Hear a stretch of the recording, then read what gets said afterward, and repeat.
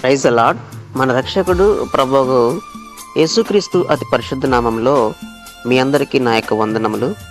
ముందుగా ఈ యొక్క నూతన సంవత్సర సందర్భంగా మీ అందరికీ నా యొక్క ప్రత్యేకమైనటువంటి శుభాకాంక్షలు తెలుపుతున్నాను. మన తండ్రి అయిన దేవుని యొక్క కృప, ప్రేమ మనందరి పట్ల ఎల్లవేళలా ఉండాలని ఆ దేవుని ప్రార్థిస్తున్నాను. ఈరోజు దేవుని యొక్క వాక్యాంశంగా 2 కొరింథీయులకు రాసినటువంటి లేఖ 5వ అధ్యాయం 17వ వాక్యాన్ని ఈ యొక్క నూతన సంవత్సర వాక్యాంశంగా ధ్యానించుదాం. కాగా ఎవడైనను క్రీస్తునందు ఉన్న ఎడల వాడు నూతన సృష్టి, పాతవి గతించెను, క్రొత్తవి వచ్చెదను. ఈ యొక్క వాక్యం గురించి మనం ఒకసారి ప్రత్యేకంగా ధ్యానించినట్లయితే, ఎవడైనను క్రీస్తునందు ఉన్న ఎడల వాడు నూతన సృష్టి అని చెప్పారు.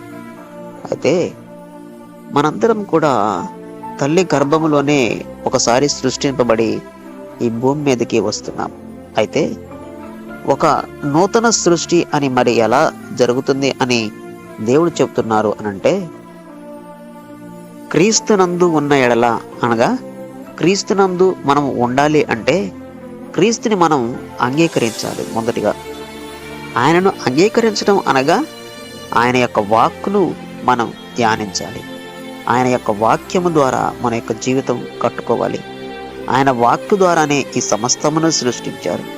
ఆ వాక్కు ద్వారానే దేవుడు మనతో శరీరధారిగా మన మధ్య నివసించి మనకు రక్షణ ఇచ్చారు. ఏదైతే దేవుడు మనకి ఇచ్చిన ఆ వాక్యాన్ని ధ్యానించి ఆ వాక్యానుసారం మనం జీవించినట్లయితే క్రీస్తునందు జీవించిన వారమై ఒక నూతన సృష్టింపుగా మారుతాం. కావున మన జీవితంలో ఉన్నటువంటి పాత జీవితం గతించి ఒక కొత్త జీవితాన్ని దేవుడు మనకు దయచేస్తారని, ఈ యొక్క వాక్యానుసారంగా మనం ఈ సంవత్సరం అంతా దేవుని ధ్యానించుకుంటూ దేవుని యొక్క ప్రేమకు పాత్రగా ఉండాలని ప్రభు పేరిట ఈ యొక్క చిన్న సందేశాన్ని మీతో పంచుకుంటున్నాను. ఈ వాక్యమును దేవుడు దీవించి ఆశీర్వదించను గాక. ఆమేన్.